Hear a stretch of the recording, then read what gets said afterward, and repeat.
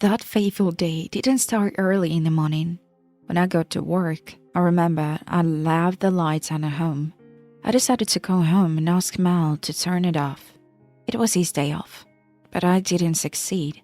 7 tries, my husband's cell phone was silent. I was about to call off, but a wealthy client showed up. Miss Romano, hello there. I nodded to her. The woman entered, and from her demeanor, you could tell that she had been here many times. The rich woman confidently pulled a chair to my table and sat down. She was a young lady, very expensively dressed, well-groomed and stylish. She looked at me, point blank, slightly condescending. Her gaze led to my name tag. We'd recently had them imposed on us. There was a moment of confusion in the woman's large green eyes, as if a sudden realization had flashed through her mind. But after a few moments, her look became imperious again, and she touched a sharp, scarlet-coated fingernail to the tip of her dainty nose, smiled slightly, and said, "Anna, will you mind coming up to my place? And a pricing trinket. It appears to be an interesting gold ring with a large emerald. Its owner says it's antique. Mid-19th century. The price is exorbitant, so I need your confirmation, and most importantly, I must not have a shadow of doubt about its authenticity. I won't offend you, of course." I looked at this lady and could not take my eyes off her. Black short hair, arranged in a perfect style, high breast, and a charming low voice that sent shivers down my spine. Paolo Romano came from a well-known family in town. Her father owned several print publications and was rumored to have an income in the oil business. His pictures with colorful headlines were constantly flashing the newspapers. Tina Romano cares for orphans, helped restore local history exhibits, sponsored a charity event. It was hard to understand whether the man was doing PR in this way or whether he really cares about his small homeland. However, there was a lot of money in this family. So I smiled at his daughter and immediately offered, "If it's convenient for you, I can arrive at 8 p.m. I'll write down your address. Goodbye." And Paolo Romano laughed with dignity. I looked after her, admiring a gorgeous mink coat of rich blue color. Having shaken off the stupor caused by the client's outfit, I called the kindergarten. I found out how the daughter and warned the teacher that today she will stay overnight. My husband and I decided to put Chris in a 24-hour kindergarten. It was a lot of work. My husband and I sometimes stay up late into the night, and Mel was often on 24-hour shifts. When I tried his number again, no luck. It wasn't the electricity bill I was worried about. It was Mel. Where had he gone? I called his precinct, got his supervisor. I recognized his voice immediately. He cheerfully informed me that Detective Mel Craig was absent today. He's on vacation for 3 days. Yesterday he said he needed you to accompany him to check up. Something to do with your pregnancy. Thank you. I hung up the phone in surprise. I was feeling fine. I had already gone through all the routine tests, and I only recently visited my doctor. I wonder if Captain Marlowe got something wrong. I spent the day rummaging through the paperwork, getting my affairs in order. In the evening, I drove to the elite cottage village where Tina Romano's family lived. It was located not far away from the city. The rich man's mansion was visible from afar. It was surrounded by dense coniferous plantations. The gate opened automatically, and I drove into the courtyard. I parked the car and followed the tiled path to the house. I rang the bell at the heavy front door. The owner himself, a swarthy and trim middle-aged Italian man, opened the door, making an invitation gesture with his hand. "You're expected upstairs," he murmured after me. "Paolo is in my office." I went up in a marble staircase and into a long corridor with many doors. One of them was open. It was a study. The others were probably 4 bedrooms. Paolo was sitting in a large striped armchair with her foot on the leg. She was wearing a mint-colored necklie and short nightgown to match. She looked up at me. "Thank you for arriving on me. I apologize for being out of uniform. I'm not feeling well. Please ignore it." We exchanged a few sentences, and the girl's cell phone started ringing. "Virginia?" She picked up the phone. "Yes, I'm home. I will meet you there." "You're gonna be a while, Anna," she said to me. "I'll get changed and meet the sale girl.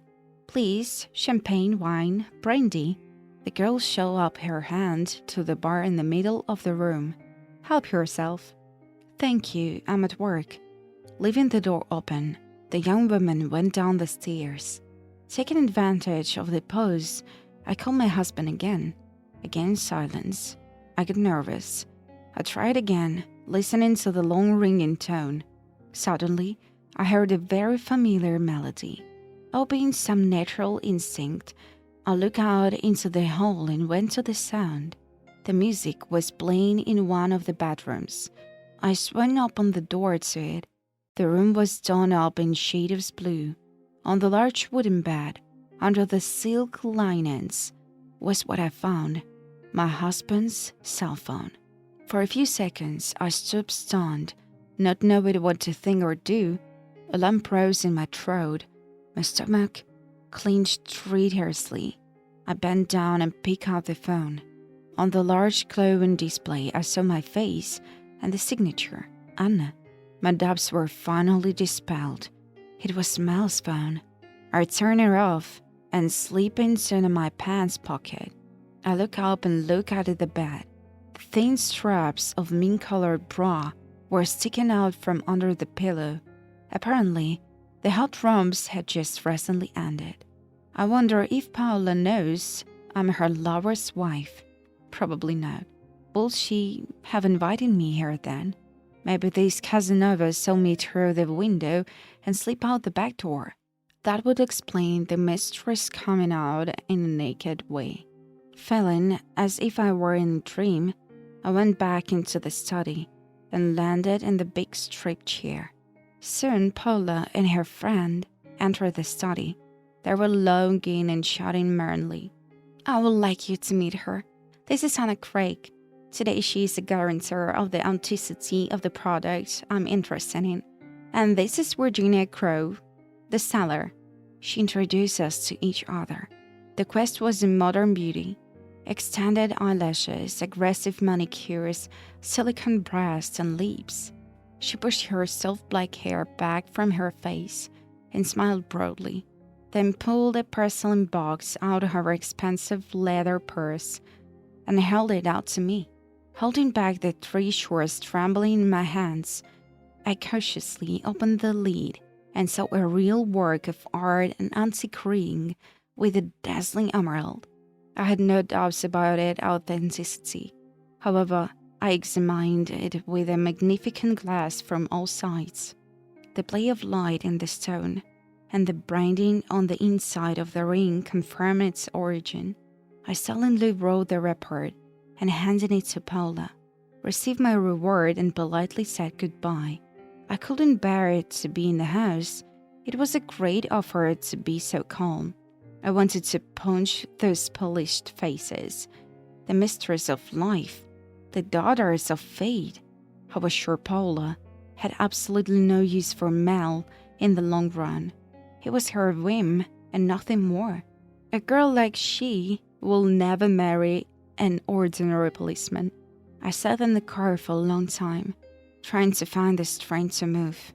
Mel was enjoying himself in Paula's bed and complaining to me that I wasn't very passionate with the pregnancy. For a while, I despaired. Why did he do that to me? Of course, I had to pull myself together and go home. There I habitually, honed to automatic movements, cooked my husband his favorite dinner, chicken chops with vegetable salad. He sat across from me and smiled happily, telling me about his day at work. I turned to him from the stove from time to time, putting more on his plate, and I didn't see a shadow of embarrassment in his sparkling brown eyes. "You're a masterful liar, Mel, making things up as you go along. just like Hans Christian Andersen. Such tales with details. Well, I will tell you an interesting story. He had enough and told me his platitude. Thank you, very tasty. To come to my senses, I took out a bottle of expensive champagne from the kitchen and put it on the table in front of my husband. Oh, I just ate, he marveled. I don't need it. Mel groaned, pushing the drink away from me. And you can have any, can you? Oh, no, I have an excuse. I will just spice it up. I smiled. Oh, yeah? Well, all right. He started to uncork the bottle. In the meantime, I found 2 tall flutes. The champagne cork popped and my husband filled the glasses. I pulled up a chair and sat across from him, taking a sip. I looked into his eyes. He sat there smiling contentedly, slowly sipping the champagne. I listened attentively to your dinner, I began. And here I thought how you can withstand such loads. At work, problems at home, taking care of your wife, daughter, and still have time for a mistress. I can't believe it. Mel choked and cold. His eyes reddened, tears streamed from them. I looked at his face in silence. I wonder how my husband will get out of this situation. Will he confess to the affair or will he play the fool until the last? Well, I've had enough fantasies and enough champagne too. I'm going to shower. He jumped up and almost ran to the bathroom. An hour later, he returned to the kitchen. He opened the refrigerator and asked, Do we have anything to drink? Why didn't Paolo Romana pour you a drink? I replied. For a moment, I thought Mel looking surprised by the question. He sank down in his chair and filled his glass with the remaining champagne. He drank it silently and stared at me. It's time for me to explain myself, I began. He looked at me questioningly.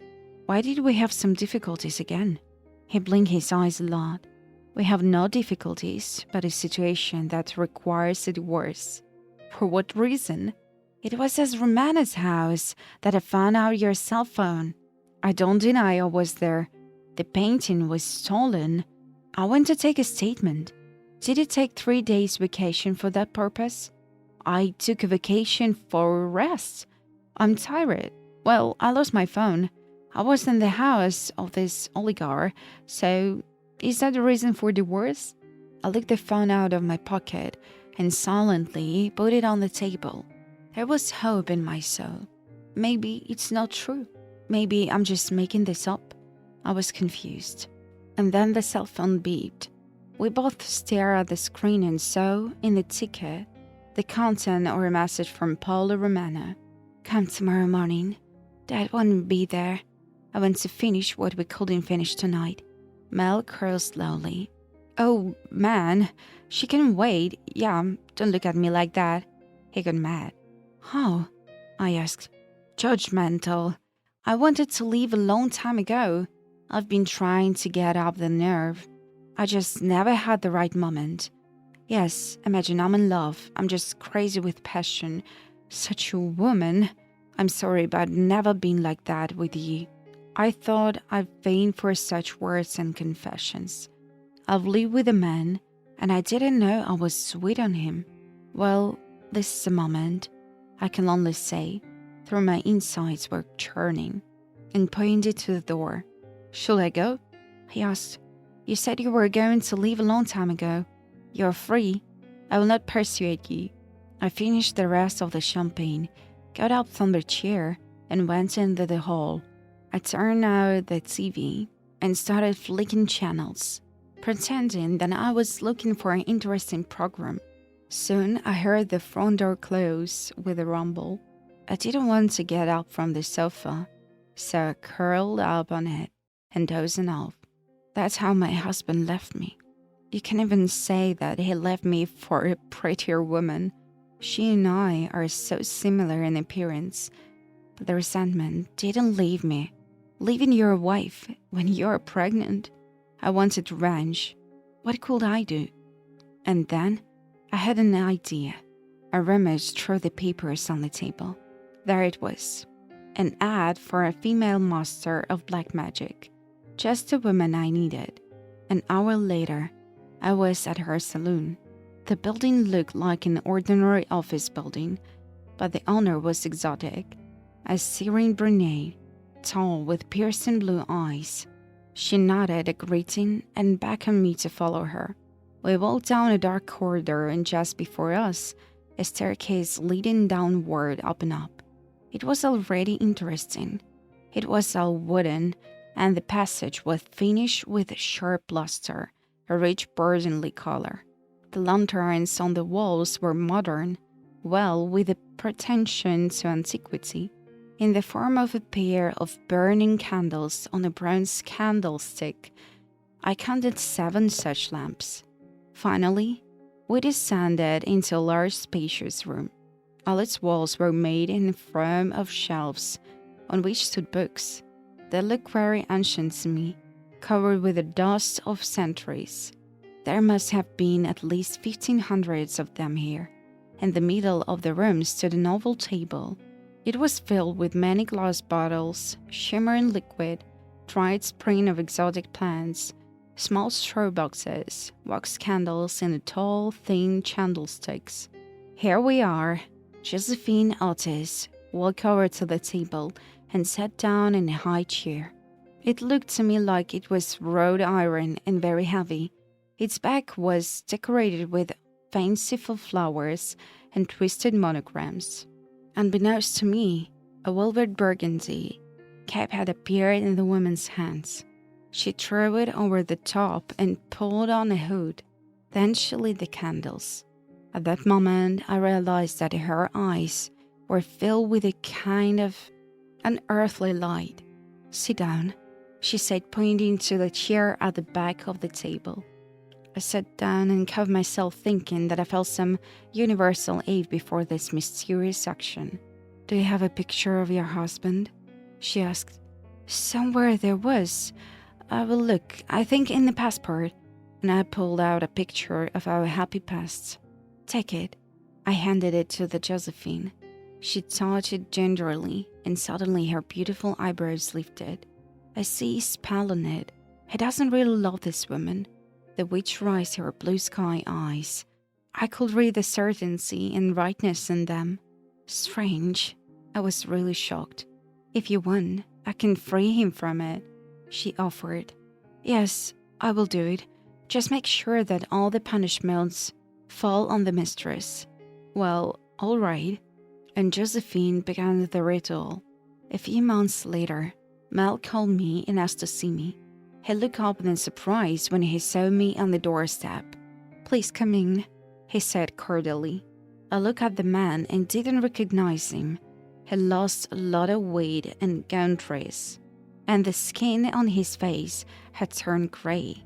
His demeanor has changed. He no longer talked about his mistress, only about me and Chris. Either Josephine had done her job successfully, or he'd gotten his brains back into place. I saw into my husband's eyes an inexpressible sadness and tenderness.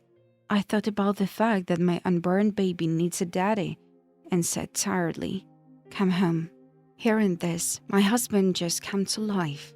He quickly packed his things and went back to our place. And it was like nothing bad had ever happened, like our best times. I don't know, but for some reason, I felt it was my duty to stay with Mel. And every day, my ex-husband surprised me with positive changes. He seemed so thou, like in that children's fairy tale about the Snow Queen when Koi had the ice block removed from his heart. He was as I remembered him before the incident with Paula. Soft, caring, attentive. Our interactions were casual and easy. He often asked me to apologize for cheating on me, but I avoided the subject. Didn't want to shake our fragile truce. Suddenly, his ex-lover showed up. She started calling my husband many times a day. What does she want? I was indignant. "I don't know, Anna. I don't even pick up the phone. It's over for her." But she wouldn't stop. Then I got angry and decided to find her to avenge all the suffering. I had her phone number. I called and made an appointment. Paula hadn't changed during that time, and I didn't see anything new in her appearance, except for one thing, a big, round belly. Well, she said, I'm pregnant by your policeman. Stop lying. I didn't believe her. I'm the one who will give him an heir son, and you're an easy liar. Tell him I'm pregnant, she pleaded. It's his child. His family is by his side, my dear. And you go on with your trade and bewitch other man's husband if you can track them in the usual way. Did you find out? How? I've been doing it. I need a lot of men to obey me like dogs. Go away. You're the bossy one. Leave us alone. And what about his child? It's not his. You can know for sure. Or did the fortune tellers tell you? Why is that? I looked straight into her lying eyes. There's a better way. A paternity test. It's not a hex. I laughed. It's like you see right. I don't want your policeman. Shotgun him. Don't I have enough authors? She shouted and turned her back and walked away. Soon her plump figure disappeared into the urban landscape. That day, Paula Romana disappeared from our lives forever.